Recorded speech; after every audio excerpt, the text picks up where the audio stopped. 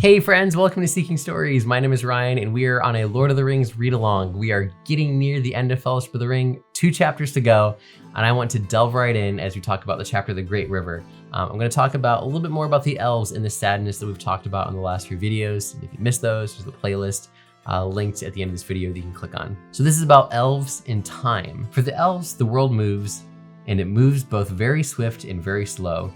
Swift, because they themselves change little, and all else fleets by. It is a grief to them. Slow, because they do not count the running years, not for themselves. The passing seasons are but ripples ever repeated in the long, long stream.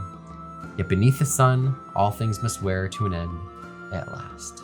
There is a sadness to Tolkien's elves, which I haven't really seen in a lot of other fantasy, at least to this extent. Now, I haven't read a lot of fantasy books with elves, but the ones that I have read, I mean, the elves are there, they're powerful, they're immortal, they're all that stuff. They usually have some crap they're dealing with, but that deep sadness is there.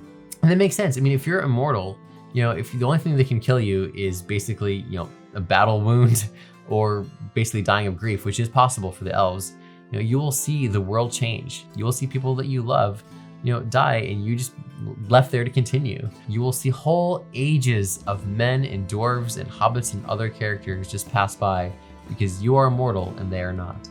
So there is that deep kind of pool of sadness and memory that is within Tolkien's elves.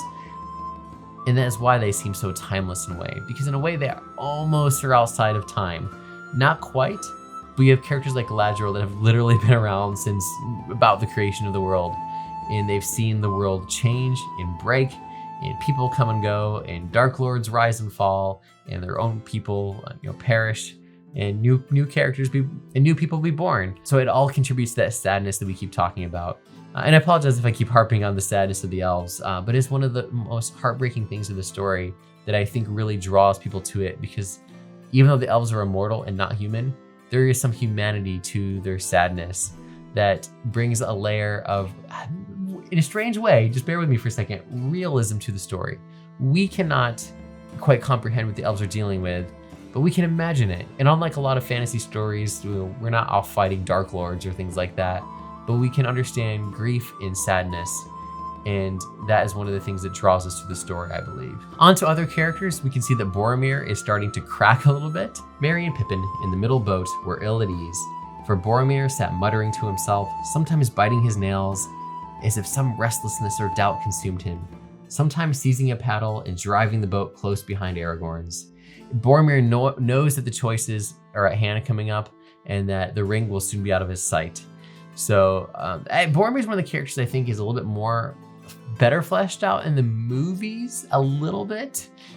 Don't annihilate me for saying that. But I think Peter Jackson was able to really kind of play out and extend some of Boromir's moments in the story to really kind of make him a little bit more dimensional in a way. And not that Boromir is not dimensional in the story for sure. He just does not have a lot of scenes where he really communicates a lot. But I think this is one of the moments, especially as we're near the end of the Fellowship of the Ring, where we see him just being worried and nervous, because he is three-dimensional, for sure. He wants to save his people, and he knows that the ring is the way to do that to an extent. And I think in his mind that they can overcome any evils that are there. So again, I just love kind of the different layers. It's not just of this one group of people who all have the same opinion on how to accomplish victory. There are differing opinions that may come into conflict. Of course, in this chapter, we have it revealed who that little creature following the Fellowship it's been. You've probably guessed it's Gollum. Not gonna talk too much about it here because that will come in more into play later on. But it is fun how Tolkien really kind of left all the clues for us to figure out who Gollum was for a good third of the book or so. And we finally see, yep, this is Gollum following the Fellowship. That little trickster is always around, isn't he? And then you have Aragorn returning to his homeland, or at least the place where he is the rightful heir to, the kingdom of Gondor. They're about to enter into the outermost borders of Gondor. "Fear not," said a strange voice behind him. Frodo turned and saw Strider, and yet not Strider, for the weather-worn ranger was no longer there. In the stern sat Aragorn, son of Arathorn, proud and erect, guiding the boat with skillful strokes. His hood was cast back, and his dark hair was blowing in the wind. A light was in his eyes.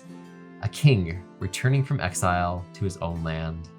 That's just another moment that gives me chills. We have Aragorn, who doesn't actually physically change, but his demeanor and his bearing changes. And for a moment, the weight is partially lifted off him, and we see that he is entering the kingdom where he is going to try to reclaim the throne of Gondor in a way.